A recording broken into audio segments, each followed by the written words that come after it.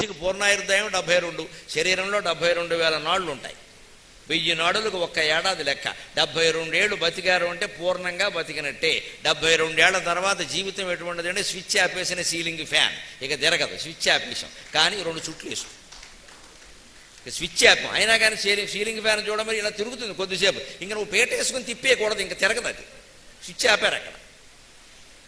ఇంకా 72 ఏళ్ళు దాటాక మార్నింగ్ వాక్కు, ఈవినింగ్ టాక్కు, నెక్కర వేసుకోవడం, తిరగడం. నన్ను ఇంకా యంగ్ అంటున్నారండి అంటే ఏమిటి? అది అవమానం. 72 ఏళ్ళు దాటిన వాడిని యంగ్ అంటే అది అవమానంగా భావించాలి. ఎందుకంటున్నావు బుద్ధి లేదా అని అడగాలి.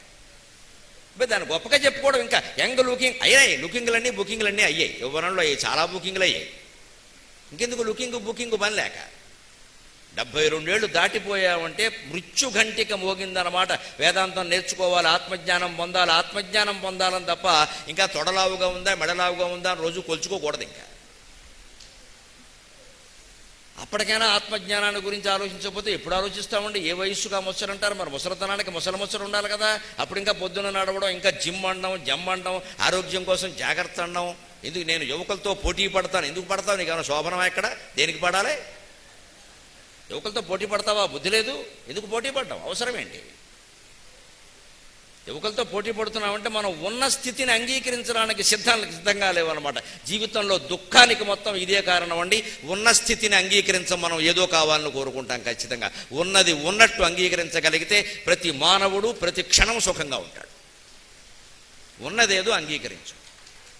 ఎందుకు వేరేది కోరుకుంటున్నావు? అసలు మనం పెద్దవాళ్ళం అయిపోయాక చూడండి, సంసారంలో నా జీవితంలో నానా కష్టాలు పడుతూ ఉంటే బాల్యం ఎంత బాగుండేదో. హాయిగా ఆడుకునే వాళ్ళం, గేదె మీద ఎక్కి ఈతలు కొట్టేవాళ్ళం, చెరువులో నేరేడు చెట్టు ఎక్కి కింద పడేవాళ్ళం, బోళ్ళు ఆడుకునే వాళ్ళం. ఏమిటో పెళ్ళయ్యాక ఆటలేలో కొత్త ఆటలు ఉన్నాయి, కంగారు పడకో అంటాడు.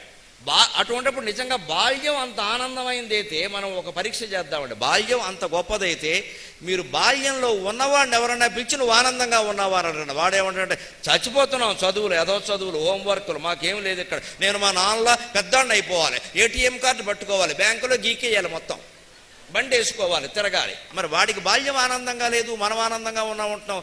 ఏది ఆనందంగా ఉందండి? బాల్యమా యవ్వనమా? వాడు యవ్వనం కావాలంటున్నాడు. బాల్యంలో ఉన్నవాడు యవ్వనం కావాలంటున్నాడు, యవ్వనంలో ఉన్నవాడు మళ్ళీ బాల్యం కావాలంటాడు. అంటే ఏది ఆనందంగా ఉంది? ప్రపంచంలో ఏది ఆనందం కాదు, ఏది దుఃఖదాయకం కాదు. అంతా నీ దృష్టిని బట్టి ఉంటుంది. సరిగ్గా చూడగలిగితే ప్రతిదీ ఆనందమే, ప్రతిదీ ఆనందమే. అదే నిత్య జీవితంలో వేదాంతం. ఆ వేదాంతాన్ని మనం నిత్య జీవితంలోకి తెచ్చుకోవాలి. ఎందుకు? 40 ఏళ్ళు వచ్చే ఆడవాళ్ళకైనా మగవాళ్ళకైనా, ముఖ్యంగా ఆడవాళ్ళకి 40 ఏళ్ళు దాటాయి. ఇక్కడ కొంచెం మడత వస్తుంది, ఇక్కడ పేచీ వస్తుంది, రానియండి, దానికి ఏం చేయకండి. బ్యూటీ క్లినిక్ వెళ్ళకండి. 3000 ప్యాకేజీ, 6000 లీకేజీ, దరిద్ర పని అంటారు. ఎందుకు వెళ్ళాలి? పని ఏంటి? అబ్బాయి ఎవరో కనిపించి ఆంటీ అనగానే అప్పుడే ఆంటీ అంటున్నారు అంటే ఏమైంది? ఆంటీ అంటే తప్పేముందమ్మా, యాంటీ అంటే తప్పు. కానీ అబ్బే వెంటనే వచ్చేసింది ఫీలింగ్. ఇక్కడ వెంటనే దీనికి ఏదో లీకేజీ ప్యాకేజీ, ఇక్కడ దోసకాయ ముక్క, ఇక్కడ ఆనపకాయ తొక్క,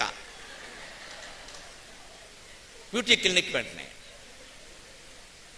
అంటే ఏంటి? 40 ఏళ్ల వయస్సు, శరీరంలో వచ్చే మార్పులు మనం అంగీకరించడానికి సిద్ధంగా లేము. మనం ఈ మార్పుల్నే అంగీకరించలేని వాళ్ళ మొత్తం జీవితాన్ని అంతం చేసేటువంటి మృత్యువుని ఎలా అంగీకరిస్తామండి? అందుకే జీవితం అంటే భయం మనకి.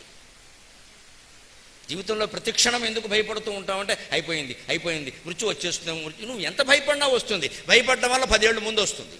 భయపడకుండా ఉంటే దాని టైం ప్రకారం వస్తుంది. భయపడితే ఇంకాస్త ముందు వస్తుంది. ఒక బండి నడుపుతున్నవాడు ఏదో పొరపాటుని తప్పుడు దారిలో వెళ్ళాడు అనుకోండి, కంగారు పడకుండా తప్పించుకుంటే అక్కడి నుంచి తప్పించుకోవచ్చు. కంగారు పడకుండా ఉండాలి. కంగారు పడ్డాడు అనుకోండి, ఖచ్చితంగా ఏం తప్పు చేయకూడదు అదే చేస్తాడు. జీవితమేనా అంతే. కంగారు పడ్డాం, భయపడ్డాం అంటే ఆ మృత్యువు ముందే వస్తుంది. నువ్వు భయపడినా, కంగారు పడినా, ఏం చేసినా, 100 సత్యనారాయణ వ్రతాలు చేసినా, 100 సార్లు శ్రీశైలం శిఖరం చూసినా మృత్యువు తప్పదు అన్నప్పుడు దానికి భయపడాల్సిన పని ఏమిటి? ఎలాగూ తప్పదు కదా.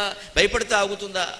అంచేత దానికి స్వాగతం చెబుదాం హాయిగా అనుకోగలిగితే అది వెనక్కి వెళ్ళిపోతుంది. అది మనకి భయపడుతుంది. అమ్మో వీడు మృత్యు వచ్చినా భయపడడం లేదు, వీడిని మింగి ఉపయోగం లేదనుకో. అది జీవిత రహస్యం.